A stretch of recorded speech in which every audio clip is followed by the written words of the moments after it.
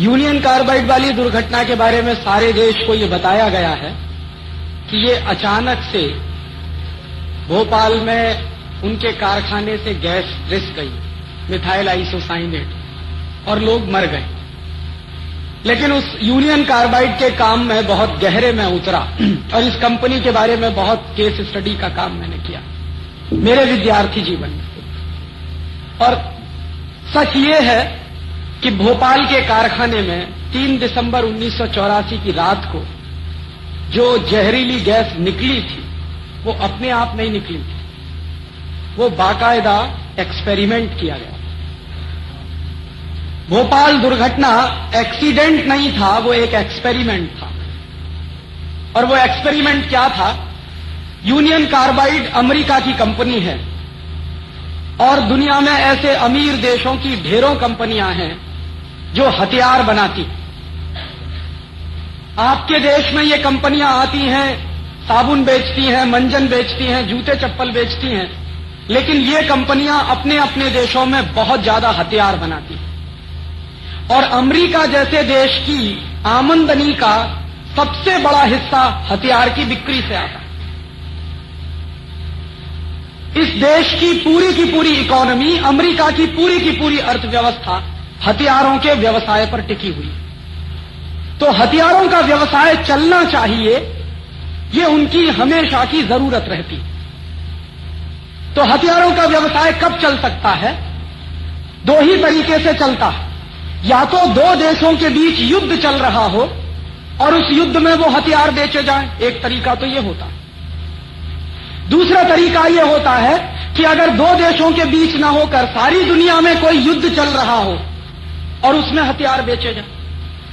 और आज के जमाने में सारी दुनिया में एक अघोषित युद्ध चल रहा है जिसको आप आतंकवाद कहते हो।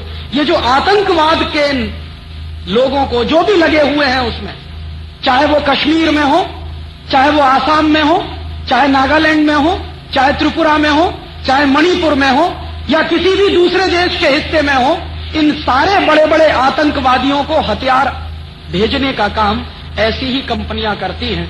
एक बंदूक है, आपने उसका नाम सुना होगा, AK-47। ये जो AK-47 नाम की बंदूक है, ये अमेरिका की कंपनी की बनाई हुई। और ये हिंदुस्तान में कैसे आती? पहले अमेरिका की कंपनियां उसको चीन में बेचती, चीन उसको पाकिस्तान को देता और पाकिस्तान के माध्यम से फिर हिंदुस्तान में आती। और हर साल अमेरिका और यूरोप के बहुत सारे देश लाखों करोड़ रुपए का हथियारों का व्यवसाय करते हैं। और हथियार 2 तरह के होते हैं। एक तो वो हथियार होते हैं जो बंदूक की तरह के हैं, तो गोला बारूद की तरह के हैं। लेकिन आज की दुनिया में कुछ खतरनाक किस्म के भी हथियार बनते हैं जिनको हम केमिकल बम कहते हैं। और ये जो केमिकल बम होते हैं, वो केमिकल बम तोप के गोले से कुछ भिन्न तरह के होते हैं। उनमें जहरीली गैसें भरी जाती हैं और वो जहरीली गैसें जब बम फटता है तो पूरे वातावरण में फैल जाती हैं और वो वातावरण में जो भी आदमी सूंघेगा उस गैस को वो मर जाता है। तो तोप के गोले से ज्यादा असरकारक होता है केमिकल बम। और अमेरिका की ढेरों कंपनियां केमिकल बम बनाती हैं और उन केमिकल बम को बनाने के लिए 2-3 जहरीली गैसें इस्तेमाल होती हैं। एक गैस है, उसका नाम है फॉस्जीन, दूसरी गैस है, उसका नाम है मिथाइल आइसोसाइनेट, और ऐसी 2-3 और गैसें हैं। तो ये जो भोपाल के कारखाने में गैस निकली थी वो मिथाइल आइसोसाइनेट थी। और मिथाइल आइसोसाइनेट गैस का ये टेस्ट करके देखना हो कि ये कितने लोगों को मार सकती है, ये अमेरिका में नहीं किया जा सकता, क्योंकि अमेरिका में वो मानते हैं कि लोगों की जिंदगी की कीमत बहुत है, इसलिए अमेरिका में नहीं कर सकते। और अमेरिका में ही नहीं कर सकते, अमीर देशों में कहीं भी नहीं कर सकते इस तरह के एक्सपेरिमेंट। कारण क्या है? कारण उसका एक सीधा साधा है कि उनके पर्यावरण के कानून बहुत सख्त हैं और सरकारों ने कुछ ऐसी व्यवस्थाएं बनाई हैं कि वहां के लोगों की हत्या नहीं होनी चाहिए कोई भी एक्सपेरिमेंट करने। तो ऐसी कंपनियां ऐसे प्रयोग करने के लिए, जहरीली गैसों के प्रयोग करने के लिए हिंदुस्तान जैसे देशों को तलाशते। और यही हुआ था भोपाल।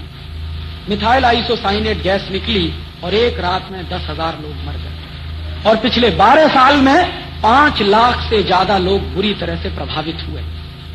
अभी भी मौत का तांडव चलता है भोपाल में। अभी भी लोग मरते हैं उस जहरीली गैस के असर से। वो उन्होंने बाकायदा खूबसूरत प्रयोग करके देखा, और इसी प्रयोग के बाद फिर अमेरिका की फौजों ने और यूरोप के देशों की फौजों ने केमिकल बम गिराए इराक के ऊपर। जब खाड़ी युद्ध हुआ, खाड़ी युद्ध में वही गैसों के जहरीले बम, वही केमिकल बम उन्होंने गिराए और उनको बराबर उसके परिणाम मिले। लेकिन बम गिराने से पहले के जो प्रयोग किए गए वो हिंदुस्तान जैसों में, ब्राजील जैसे देशों, चिली और कोस्टारिका जैसे देशों, कोलंबिया जैसे देशों, ऐसे गरीब देशों में जहां की सरकारें बिकाऊ होती हैं, वहां पर इस तरह के एक्सपेरिमेंट किए जाते हैं। तो ये जो भोपाल में जो कुछ हुआ था वो ऐसे ही दुर्घटना नहीं, वो हिंदुस्तान के लोगों पर किया गया एक्सपेरिमेंट है। और ये एक्सपेरिमेंट आगे और बढ़ेंगे। ऐसे ढेरों एक्सपेरिमेंट किए जा रहे हैं। एक विदेशी कंपनी आई है, हिंदुस्तान में दवा बेचती है, और वो दवा दुनिया के किसी भी देश में नहीं बिकती। अभी तक उस दवा के ऊपर कोई क्लिनिकल टेस्ट नहीं किया गया है, कोई क्लिनिकल ट्रायल नहीं किया गया है। लेकिन यहां के लोगों के ऊपर उस दवा का क्लिनिकल टेस्ट और क्लिनिकल ट्रायल हो रहा है। उस दवा का नाम है नॉरप्लांट। बहनों के ऊपर हो रहा है, में नहीं चलती, अमेरिका में नहीं चलती, ब्रिटेन में नहीं चलती। ऐसी तकनीकों को लाके हिंदुस्तान में डंप कर रहे हैं। और आपको मैं बताऊं, ये जो बंबई है ना, और बंबई के बाजू में पूरा गुजरात है।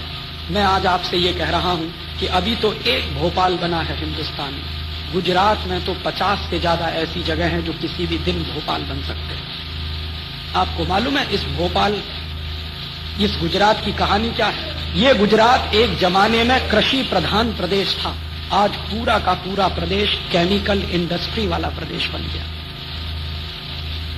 मैं जब भी बड़ौदा से गुजरता हूं, जब भी भरूच और अंकलेश्वर से मेरी ट्रेन गुजरती है, सिर में चक्कर आने लगता है। बड़ौदा के लोग मुझसे बताते हैं, मैं जाता हूं बड़ौदा, पानी वहां का जहरीला हो गया, जमीन के नीचे से निकलने वाला पानी जहरीला हो गया। और ऐसे 60 से ज्यादा प्रोजेक्ट गुजरात में चल रहे हैं। जो टेक्नोलॉजी आई है विदेशों से, वो दुनिया के सारे देशों में रद्द कर दी गई है, बैन कर दी गई है। वो टेक्नोलॉजी गुजरात में लाई गई है। तमाम जगहों पर उसके कारखाने चल रहे हैं, और पर्यावरण का प्रदूषण ही नहीं बढ़ रहा, लोगों के मौत की तैयारी हो रही है। किसी भी दिन आपको पता चलेगा कि दूसरा भोपाल कहीं बड़ौदा में बनेगा या बड़ौदा के आसपास बनेगा। और एक बार बच चुका है बड़ौदा के पास जो बड़ा प्रोजेक्ट है केमिकल टेक्नोलॉजी वाला, एक बार उसमें ऐसी दुर्घटना हुई। भगवान की कुछ ऐसी कृपा थी कि उस दिन हवा जो थी वो बड़ौदा से बाहर की तरफ बह रही थी। अगर हवा बड़ौदा शहर के अंदर की तरफ बह रही होती तो बड़ौदा नहीं रहता। इतने खतरनाक प्रोजेक्ट इस देश में आए, और ये सब टेक्नोलॉजी के नाम पे लाए गए। और ऐसे जगह जगह विनाश के कारखाने खड़े किए जा रहे हैं। और ये सारी की सारी केमिकल इंडस्ट्री वहां से बंद की जा रही है, यूरोप के देशों से, अमेरिका के देशों से, और उसको हमारे यहां लाके लगा रहे हैं। मुझे दर्द बहुत है अपने दिल में भोपाल का, क्योंकि 12 साल हो गया है, अभी तक किसी को न्याय नहीं मिला।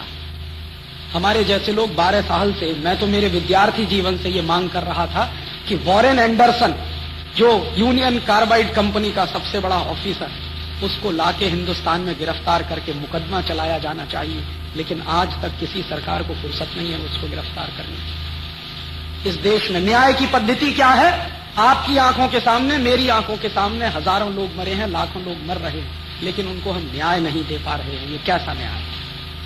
ये भोपाल में हुआ है और अगले तमाम जगहों पर होने की तैयारी है। इसलिए मैं आपको चेतावनी दे रहा हूं कि ये भोपाल एक नहीं है, हिंदुस्तान में 60-70 भोपाल बन सकते हैं किसी भी दिन। जिस दिन वहां वहां इस तरह के एक्सपेरिमेंट होने शुरू हो जाएंगे, वो भोपाल बन जाएंगे।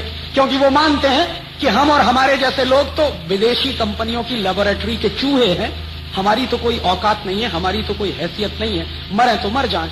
और उससे भी ज्यादा दुख मुझे दूसरी बात का होता कि भोपाल में जो हजारों लोग मर गए, हमारे दिल में कहीं हलचल नहीं हुई है। सारे देश ने शांति के साथ इसको देखा। सरकार बिक जाती है, समझ में आता है, कोर्ट कुछ नहीं करता, समझ में आता, लेकिन देश के लोग इतने मरे हुए हैं कि मेरा भाई मर गया, मेरे पड़ोसी मर गए, लेकिन हमारी आंखों का पानी भी नहीं उतरा। जानते हैं ये क्यों हुआ है?